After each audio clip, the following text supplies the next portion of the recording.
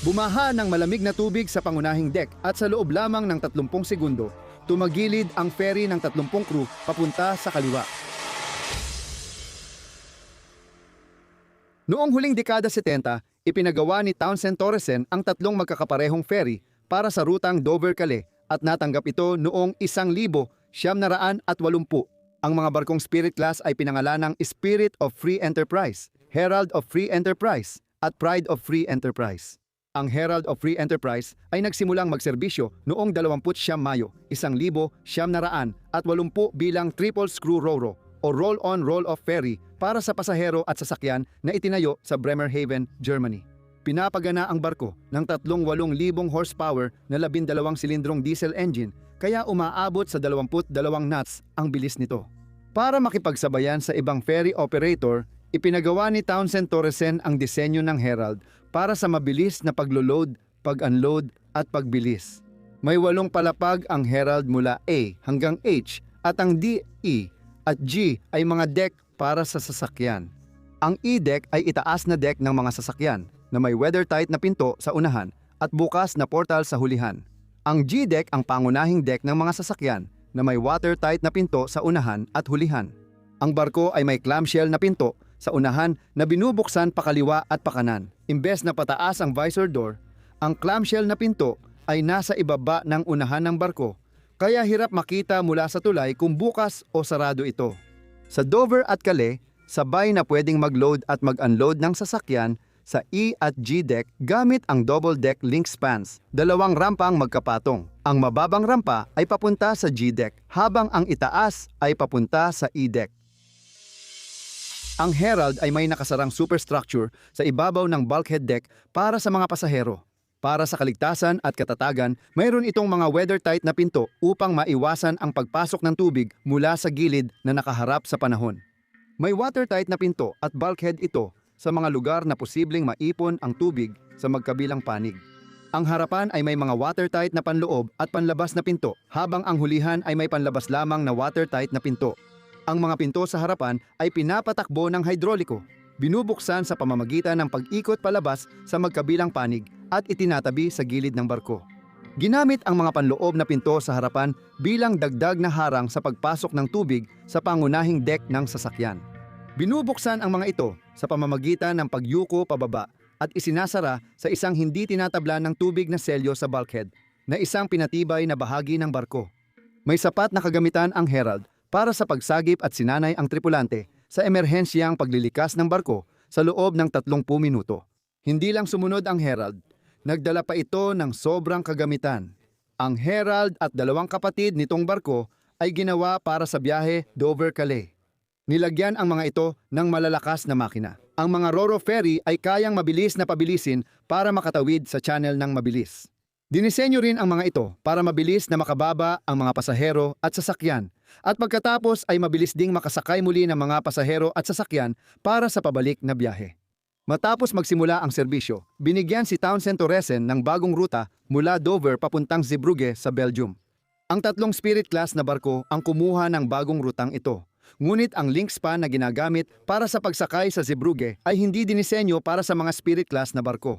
Mayroon lamang itong isang deck ramp, kaya't kailangang isa-isang i-load ang mga deck E at G imbes na sabay, at hindi rin kayang itaas ng ramp ang sarili nito ng sapat para maabot ang E-deck. Kaya, kinailangan ng barko na maglagay ng balas para mapababa ang unahan nito sa tubig. Palubugin ang barko ng sapat para maabot ng ramp ang E-deck. Dahil isa lang ang kayang i-load ng barko kada pagkakataon, 2 lang na deck officer ang naitalaga para sa paglo-load at pag-unload, kumpara sa 3 officer sa Calais o Dover. Kaya iba rin ang naging ayos ng tungkulin ng mga deck officer sa Zeebrugge kumpara sa Calais. Sa biyahe mula Dover papuntang Calais, may 4 na opisyal sa barko, 1 kapitan, 2 punong opisyal at 1 pangalawang opisyal. Sa rutang Dover-Zeebrugge, 3 opisyal lang ang nagtatrabaho, kapitan, punong opisyal at pangalawang opisyal. Nang ang Herald ay nagsimulang magserbisyo sa Zeebrugge, ang kabuuang bilang ng mga opisyal sa deck na hinati sa 5 shift ay nabawasan mula 15 hanggang 10 opisyal. Ang 5 dagdag na tripulante ay binigyan ng posisyon sa ibang bahagi ng fleet. Nang bumalik ang Herald sa serbisyo ng Calais, sa halip na ibalik ang orihinal na 5 dagdag na opisyal sa barko. Mga opisyal mula sa mga barkong sumasailalim sa maintenance ang itinalaga sa Herald. Dahil sa sistemang ito, karamihan sa mga pansamantalang opisyal ay kailangan lang gampanan ang ilang tungkulin. Ang pangunahing alalahanin nila ay mapuno ang barko at makapaglayag ng ligtas sa pagitan ng Dover at Calais. Hindi na sila kasali sa inspeksyon ng kagamitan o pag-oorganisa ng barko dahil hindi ito tungkulin nila. Kaya naapektuhan ang maintenance, safety checks, pagsasanay ng tripulante at pagpapatakbo ng barko. Noong Marso 6, 1987 matapos ang taglamig, nagsimulang mag-load ang Herald sa daungan ng Zeebrugge. Ang mga ballast tank ng Herald sa unahan ay pinupuno ng tubig para bumaba ang harapan habang niloload ang E-deck. Pagsapit ng alas 10:40 ng gabi, tapos na ang paglo-load sa E-deck kaya inilipat nila ang rampa sa G-deck. Inutusan ng punong opisyal na ipump out ang ballast tank para tumaas ang harapan ng barko. Aabutin ng higit 1 oras para matanggal ang tubig at maibalik sa normal ang barko. Karaniwang puno ang biyahe mula Zeebrugge papuntang Dover tuwing Biyernes ng gabi. Karamihan ng pasahero sa barko ay pabalik ng Dover. May kabuuang 400 at 59 na pasahero, kabilang ang 80 crew member. Ang kabuuang bilang ng tao ay 500 at 39 na nakalista sa manifest ng barko. May 81 kotse, 3 coach at 47 kargang truck. Ang Herald ay may lisensya para sa 600 at 30 katao kabilang ang crew, kaya pasok sa limitasyon ng barko ang passenger manifest. Medyo overloaded ang barko sa bigat kapag pinagsama ang gasolina, tubig, pasahero, crew at mga sasakyan tulad ng kotse, truck at coach. Karaniwan ang ganitong overloading at sinabi pa mismo ng kapitan sa pamunuan sa dalampasigan na sila ay overloaded. Si Assistant Boatswain Mark Stanley ang huling opisyal na dapat nasa deck at siyang responsable sa pagsara ng bow doors bago alisin ang mooring lines. Ngunit wala siya roon dahil pumunta siya sa kanyang kabina para magpahinga matapos linisin ang car deck. Nang tumunog ang tawag mula sa harbor station at tanggalin ang mooring lines ng barko, tulog pa rin si Stanley sa kanyang kabina. Kailangang manatili sa deck si Chief Officer Leslie Sabel para siguraduhing sarado ang bow doors o mapalitan ni Stanley kung sino ang mauna. Pero kailangan niyang pumunta sa kanyang harbor station sa tulay, kaya iniwan niya ang G-deck na bukas pa ang bow doors. Kumpiyansa siya na agad babalik ang Assistant Boatswain mula sa kabina. Si Terence Ailing, unang boatswain, ang huling tao sa deck, pero hindi niya responsibilidad na isara ang mga pinto.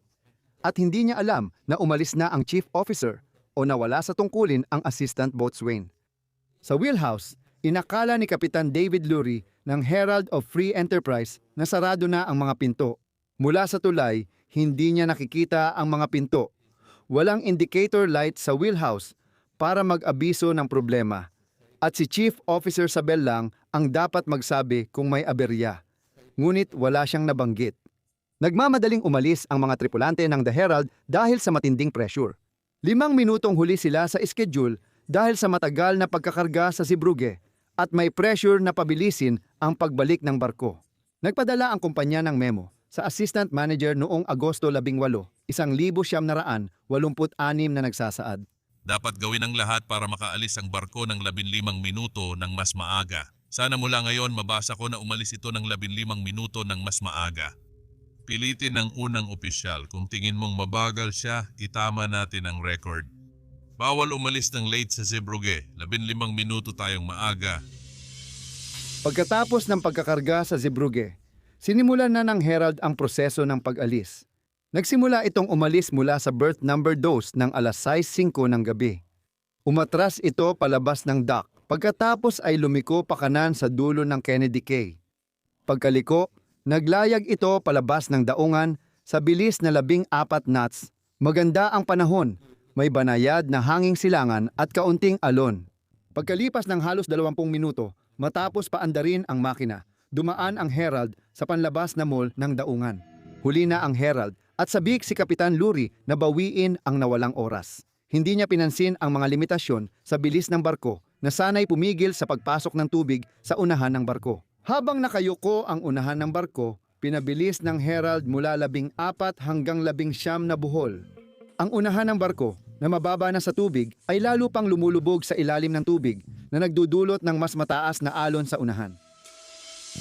Sa mababaw na tubig, nararanasan ng barko ang tinatawag na squat. Habang dumadaan ang tubig sa ilalim ng barko sa mababaw na tubig, naiipit ito sa mas masikip na espasyo. At habang bumibilis ang daloy ng tubig, lumilikha ito ng mababang presyon na humihila pababa sa barko. Mababa ang harap ng ferry sa tubig dahil hinihila ito pababa ng squat effect.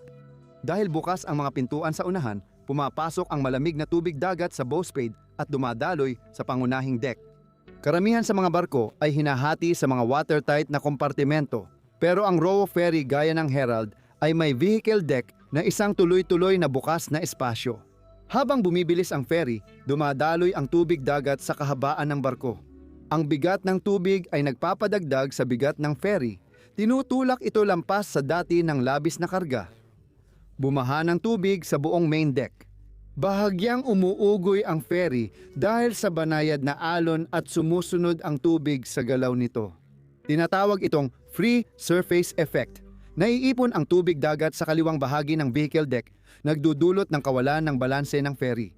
Sa ilang segundo, tumagilid ng 30 degree ang ferry pakaliwa. Pagkatapos ay kumalma ang tubig at hindi na muling tumagilid ang barko.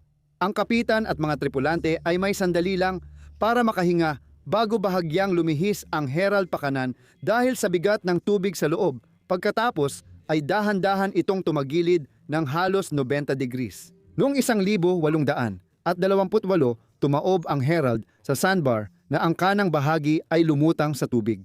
Ang biglang pagliko ng Herald pakanan at pagtaob sa sandbar ang pumigil dito na lumubog sa malalim na bahagi ng gitnang channel.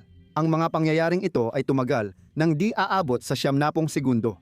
Walang oras ang tripulante para mag-mayday call, abisuhan ang pasahero, ibaba ang lifeboat o magpamigay ng life jacket.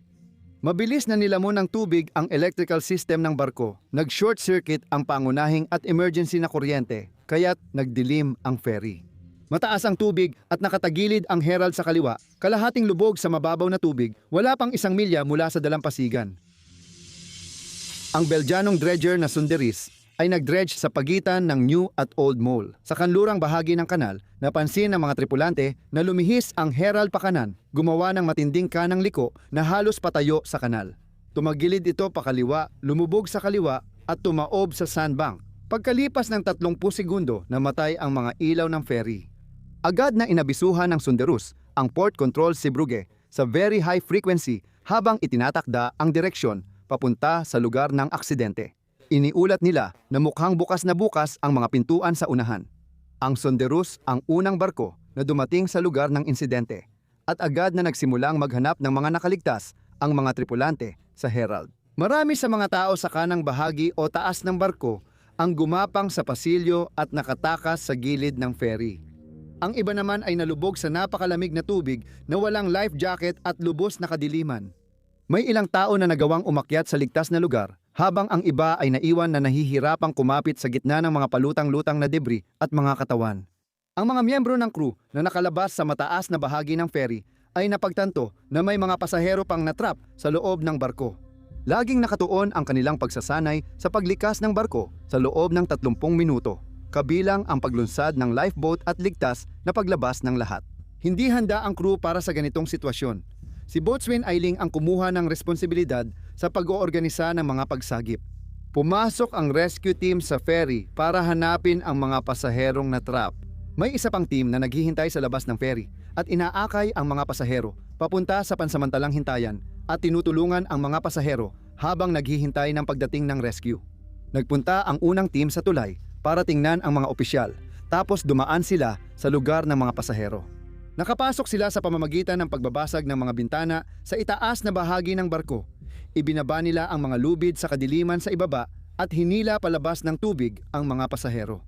Halos nagyayelo ang dagat tuwing Marso kaya't nagmamadali silang maiwasan ang hypothermia. Ang koponan sa ferry ay agad naghahanap ng buhay pa at kailangang mabilis magpasya kung ang walang malay ay patay o buhay. Inilalagay nila ang mga buhay na katawan sa kaliwa at ang mga patay sa kanan. Binibigyan ng prioridad ang sinumang sumisigaw. Habang naglalakad sa madilim at basang pasilyo, naririnig ng crew ang boses ng mga kasamahang humihingi ng tulong.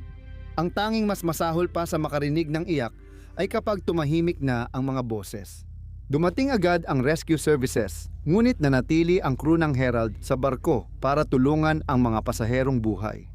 Patuloy na nagtrabaho ang crew hanggang sila'y himatayin sa pagod o iligtas ng rescue services.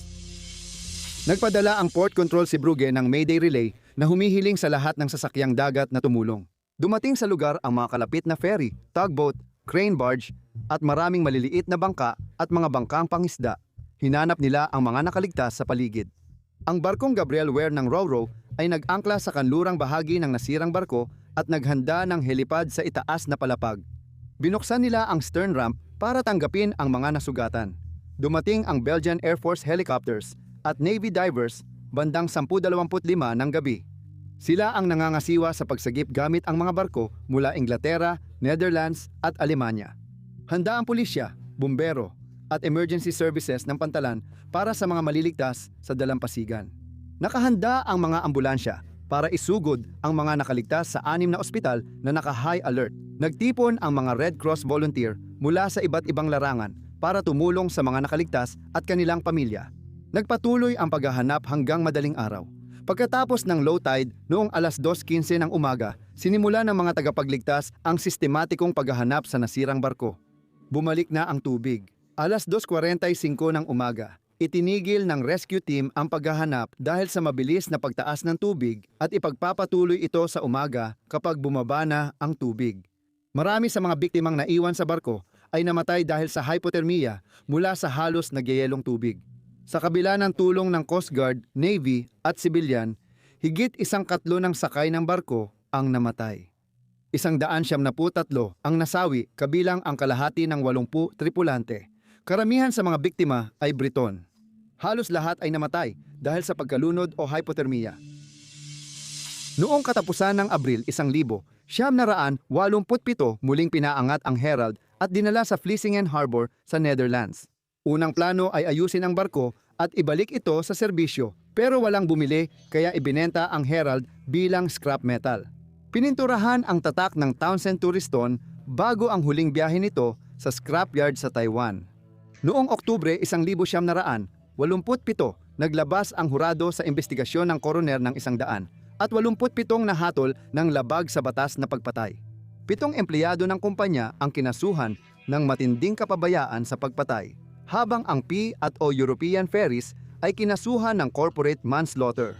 Ngunit bumagsak ang kaso ng utusan ng hukom ang hurado na pawalang sala ang kumpanya at ang 5 pinakamatataas na akusado. Ayon sa Merchant Shipping Act ng 1979 hindi paglabag kung pumalaot ang isang Roro ferry na bukas ang pintuan sa unahan. Simula noon, isinama na sa regulasyon ang mga pagbabago sa disenyo ng sasakyang pandagat, kabilang ang indicator sa unahan kung bukas ang mga pintuan. May mga watertight na rampa na nakakabit sa unahan ng barko at mga freeing flap na nagpapalabas ng tubig mula sa deck ng mga sasakyan. Noong 1970, tinaas ang regulasyon ng taas mula 76 cm hanggang 100 at 25 cm sa pagitan ng deck ng sasakyan at waterline para sa lahat ng bagong Roro na barko. May mga sasakyang pandagat na tinanggal na ang pintuan sa unahan at pintuan sa likod na lang ang ginagamit. May mga bagong regulasyon mula sa International Maritime Organization na nagbabawal ng bukas at hindi nahating deck na ganito kahaba sa isang pampasaherong Roro na barko.